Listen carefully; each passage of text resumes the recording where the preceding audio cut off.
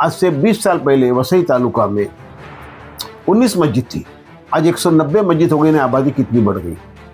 अरनाला जैसे गांव में जो कब्रिस्तान था, जो 90 साल पुराना कब्रिस्तान, वो हुकूमत के कुछ दलालों ने कुछ वजह से उसको बंद करा दिया और आज अरनाला के मुसलमानों को अपनी जनाजा बॉडी को लेके सोपारा गांव जाना पड़ता है।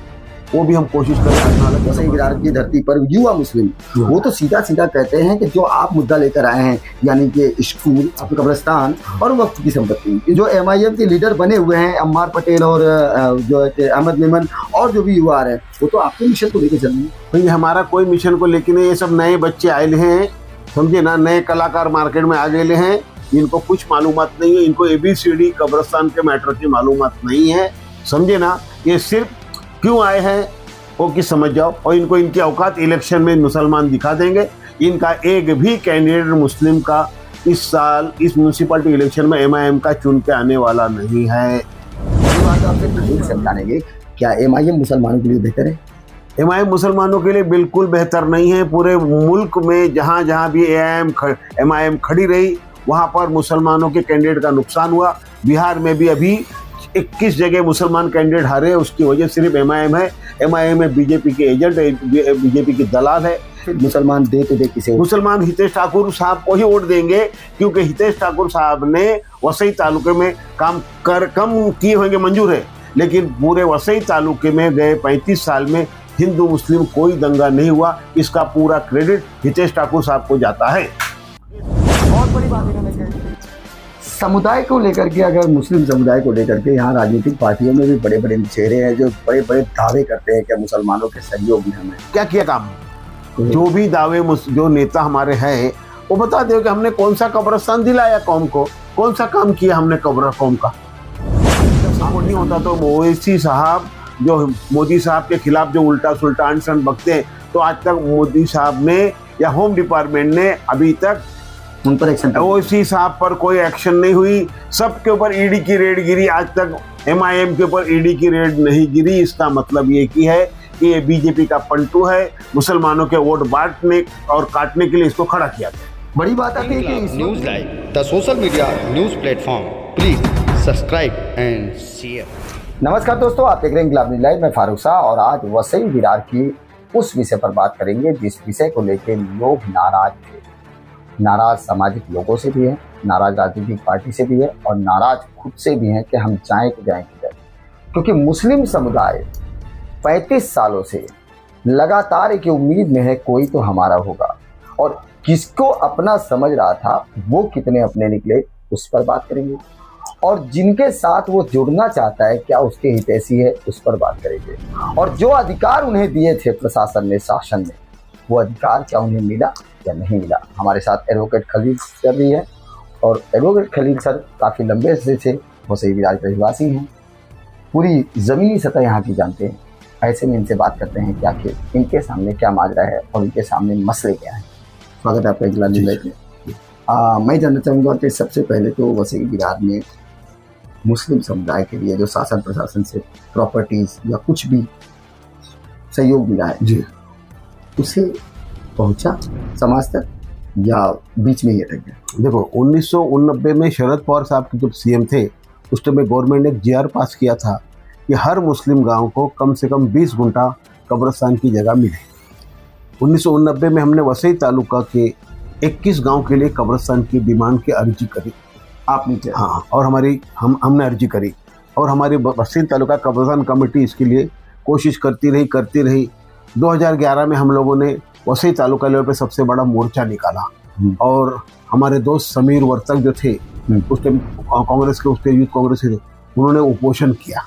हाँ, उपोषण का नतीजा ये हुआ गवर्नमेंट ने कुछ बात देना कबूल किया, और गवर्नमेंट ने एक GR के तहत वसई तालुके के 6 के 7 जगहों पर हमको कब्रिस्तान देने का ऑर्डर निकाला। उसकी कॉपी आई और बाद में म्यूनसिपाल्टी को उन्होंने एक हैंड ओवर की जगह ये कागज पे, और विरार म्यूनसिपाल्टी में उस जमाने में उनके गोविंद राठौड़ उनके जो कमिश्नर थे, उन्होंने 100 रुपये के स्टैम्प पेपर पे लिख कर दिया है कि ये ज़मीनें हम डेवलप करेंगे और मुस्लिम समाज को हम वापस देंगे।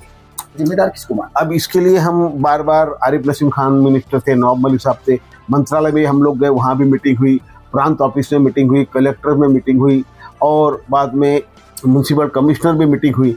लेकिन ये लोग हमेशा ना बोल रहे थे, ना बोल रहे थे, कोशिश कर रहे हैं, करके देखेंगे, करेंगे करके टालते गए। विरार का मैटर है, सोपारा का है, आचोले का है, बोखीरे का है, सन सिटी का है, ये 7-8 कब्रिस्तान के जो मैटर है, आज भी एक भी जमीन हमको आज तक मिली नहीं बोल रहे, कोशिश जारी है। अच्छा, ये कोशिश जारी का ग्रेस पीरियड क्या है? कितने लंबे समय से कोशिश की जा रही है? अब 2011 का जीआर है, 2011 में इन्होंने एफिडेविट दिया है। अब 11 से लेकर आज 25 यानी 14-15 साल तो हो ही गया। ऐसे ही होगा। हाँ, इसका दोषी किसके बन गया? हुकूमत के अलावा यहाँ के स्थानीय। अब गवर्नमेंट ने तो महाराष्ट्र ने म्यूनसिपैलिटी को दिया, अब म्यूनसिपैलिटी प्रशासन, उनकी गलती है। तो इस दौरान मैं ये जानना चाहूंगा कि जो जगह गवर्नमेंट ने दिया और वो मुसलमानों तक नहीं पहुंचा, इस कड़ी में मुसलमानों का क्या राजनीतिक पार्टी सत्ताधारी लोगों ने साथ नहीं दिया? हमारे मुसलमानों में कुछ ग्रुप है, कुछ हमारे साथ हैं और कुछ अपोजिशन में हैं। तो वो हमारे साथ नहीं आ रहे तो सामने जाके मिल जाते हैं, तो सामने वालों को मजबूती आ जाती है ना, ऐसा हो रहा है ना। संपत्तियों की बात करेंगे कि संपत्तियां जो थी, जो गवर्नमेंट की तरफ से अलॉट की गई थी, जो दी गई थी, उन संपत्तियां अभी भी बाकी हैं? आज एज इट इज वहीं पर है। उन संपत्तियों पे कोई एनक्रोचमेंट कुछ भी नहीं हुआ है, सब वहीं पर है। खाली वसई स्टेशन का जो मैटर था सन सिटी का, उसमें जो CR-Z का वगैरह मैटर था, वो भी सब पूना से हो गया, सब क्लियर हो गया है। वो सर्वधर्म से हुई है, लेकिन वो भी नहीं मिली। बीच में कुछ 1-2 वहाँ मुर्दे दफनाए गए, तो उनके ऊपर क्रिमिनल केस भी हुई है। आपके सामने क्या मामले हैं जो हम चाहेंगे दर्शक तक पहुंचे? जो हमको तो 2 ही मामला है, एक उर्दू स्कूल है, एक कब्रिस्तान, एक वक्फ प्रॉपर्टी। वसई तालुके में हमारे 3 ही मैटर है। और हमारा कोई मैटर तीनों में कोई नहीं। वक्फ प्रॉपर्टी का भी काबू में नहीं आया मामला अभी तक, बरोबर है। कब्रिस्तान का मामला भी काबू में नहीं, उर्दू स्कूलों का मामला काबू में नहीं। आज आबादियाँ इतनी बढ़ गई हैं कि मैंने बताया ना कि पहले 19 मस्जिद थी, आज 190 मस्जिद हो गई। लेकिन उर्दू स्कूल झिड़पी की जितनी थी उतनी थी, नई बढ़ी नहीं। 3 उर्दू हाई स्कूल पहले थी, आज भी उतनी है। विरार, सोपारा, वसई में 3 उर्दू हाई स्कूल है, बाकी उर्दू हाई स्कूल भी नहीं है। एक बड़ी बात हमारे सामने आती है कि अभी हाल ही में चुनाव हुए हैं महानगर पालिका के। पिछले 10 साल महानगर पालिका का चुनाव नहीं हुआ, लेकिन विधायकी का जो चुनाव हुआ उसके परिणाम जो लास्ट वाले देखे गए वो काफ़ी दुखद थे। दुखद इसलिए थे कि एक समुदाय विशेष को डायरेक्टली कहा जाता है या माना जाता है कि वो एक राजनीतिक पार्टी के सीधा वोट धारक हैं, उनके कैश कार्ड है वोट के। ऐसे में वो शायद नाराज थे, और जिसकी नाराजगी देखने को मिली कि विधायकी की 3 सीटें यहाँ की उस पार्टी की निकल गई, हाथ में नहीं आई, और वो पूरी तरीके से परास्त हो गए। ऐसे में अब नगर सेवकी का चुनाव है, सवाल ये उठेगा कि क्या इन अहम मुद्दों को भी नज़रअंदाज करके इस बार नगर सेवकी के चुनाव में उनका परफॉर्मेंस देखने को मिलेगा? ये बड़ा सवाल है। वहीं आपसे मैं जानना चाहूँगा कि इस बार नगर सेवकी के चुनाव में, हाँ, आपको उसी में जरा बता रहा हूँ कि हमारा मुस्लिम समाज 90% आमदार हितेश ठाकुर के साथ पिछले 30 साल से रहा और आज भी उन्हीं के साथ है। लेकिन क्या पता क्या वजह हुई कि पूरा मुस्लिम समाज अगर आमदार हितेश ठाकुर के साथ रहा, फिर भी 3 सीटें यहाँ की गई। इससे मुझे ये लग रहा है डर कि हमारा मुस्लिम समाज ने कहीं अंदर से गड़बड़ तो नहीं करी, या अंदर से मुस्लिम समाज कब्रिस्तान के विषय में नाराज था, इसके लिए शायद मुसलमानों ने वोट नहीं दिया, इसके लिए हितेश ठाकुर और उनकी 3 सीट यहाँ से गई। वरना आमदार हितेश ठाकुर की सीट यहाँ से जाना मुश्किल है, क्योंकि मुसलमान हितेश ठाकुर साहब के खास लोगों में आते हैं। एक बड़ा सवाल आता है कि ऐसे में इस बार नगर सेवकी में MIM भी उतर गई है, और MIM मुस्लिमों का कहता है कि मैं तुम्हारा हमराही हूँ, और इन्हीं विशेष मुद्दों को लेकर के MIM मुस्लिम वोट काटना चाहती है। ऐसे में क्या मुसलमानों के साथ आप MIM को बेहतर रिस्पॉन्स समझते हैं? हाँ, इसमें अंदर की बात बता दूं, MIM है बीजेपी का एजेंट है। हितेश ठाकुर, आमदार हितेश ठाकुर की टीम यहाँ पर आवे नहीं, और मुसलमान जो कल तक हितेश ठाकुर साहब के साथ वोट देते थे और हितेश ठाकुर साहब को मुसलमानों ने सपोर्ट दिया है, वो आमदार हितेश ठाकुर के साहब की टीम को सपोर्ट मुसलमान ना दे, इसके लिए कुछ बीजेपी ने अपने खास चमचों के जरिए से MIM को वसई तालुके में उतारा है, ताकि हितेश ठाकुर के बहुजन विकास आघाड़ी को मुसलमान वोट ना दे और मुसलमानों के वोट यहाँ पर चले जाए MIM को और बीजेपी चुन के आवे। ये बहुत बड़ी साजिश है। इसके लिए हमारे सारे मुसलमान भाइयों ने इससे गाफिल नहीं होना है। हमको इस चुनाव में भी हम हितेश ठाकुर साहब को ही पार्टी को चुन के देना है, ताकि हमारे कुछ काम हो सके। अगर यहाँ पर भी म्यूनसिपाल्टी में अगर बीजेपी आ गई तो दोस्तों जैसे मुल्क में आज हाल है वो हाल यहाँ हो सकता है। इसके लिए हमारी कौम की भलाई इसी में है कि आमदार हितेश ठाकुर के साहब की बहुजन विकास आघाड़ी पार्टी को ही मुसलमानों ने सपोर्ट देके उनको इस बार चुन के लाना चाहिए। और MIM जो है ये बीजेपी की दलाल बन के आई है, सारे मुसलमानों ने इससे दूर रहना चाहिए। बड़ा सवाल आपने खड़ा कर दिया, दोनों बातें कह के। एक तरफ आपने MIM को कह दिया कि MIM बी टीम है और मुसलमानों को साथ नहीं देना चाहिए, वहीं दूसरी तरफ आपने कहा कि आमदार श्री हितेंद्र ठाकुर जी को सपोर्ट करना चाहिए मुसलमानों को। लेकिन अब सवाल आता है कि पिछले 30 सालों में जब उसी विधायक ने पूरे मुस्लिम समुदाय के लिए एक भी 3 अहम मुद्दों में से काम नहीं करके दिया, वहीं दूसरी तरफ आप बी टीम को भी सपोर्ट करने के लिए नहीं कह रहे हैं, तो आखिर मुसलमान समुदाय क्यों दे भाई? देखो, बहुजन विकास आघाड़ी को वोट क्यों दे? एक बात, दुश्मन रहेगा बीजेपी, हमारी कौम की दुश्मन बीजेपी है, बरोबर है।